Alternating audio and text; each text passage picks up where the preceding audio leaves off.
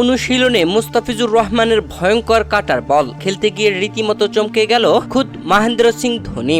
আজ রাত 8টায় লখনৌ সুপার জায়ান্টসের বিপক্ষে খেলতে নামছে চেন্নাই। জমে উঠেছে আইপিএল, যেখানে আইপিএল ইতিমধ্যে 7টি ম্যাচ খেলে ফেলেছে চেন্নাই। 7 ম্যাচের মধ্যে 4টিতে জয় ও 3টিতে পরাজয় পেয়েছে তারা। এবার নিজেদের 8ম ম্যাচে লখনৌ সুপার জায়ান্টসের বিপক্ষে মাঠে নামবে আজ। দর্শক, এই ম্যাচটি অনুষ্ঠিত হবে এম এ চিদাম্বরম স্টেডিয়ামে। আর এই ম্যাচে মাঠে নামার আগ মুহূর্তে আজ অনুশীলন করছে দুই দলই, যেখানে মাঠের সাইডে নেট অনুশীলনে ব্যস্ত ছিল মহেন্দ্র সিং ধোনি, মুস্তাফিজরা। এ সময় মুস্তাফিজের করা একটি বল খেলতে গিয়ে রীতিমতো চমকে যান মহেন্দ্র সিং ধোনি। মুস্তাফিজের করা সেই বলটি এতটাই কাটার ছিল যা রীতিমতো অবাকই করে দিয়েছে মহেন্দ্র সিং ধোনিকে। এবারের আইপিএলে মুস্তাফিজুর রহমান চেন্নাই 7 ম্যাচ খেললেও চেন্নাইয়ের হয়ে মাত্র 6টি ম্যাচ খেলতে পেরেছেন। মাঝে তিনি বাংলাদেশে ফিরে এসেছিলেন, যার কারণে একটি ম্যাচ মিস করেন। আর এই 6 ম্যাচ খেলে মুস্তাফিজুর রহমান 11 উইকেট নিয়ে পার্পল ক্যাপ প্রতিযোগিতার রয়েছেন 4র্থ স্থানে।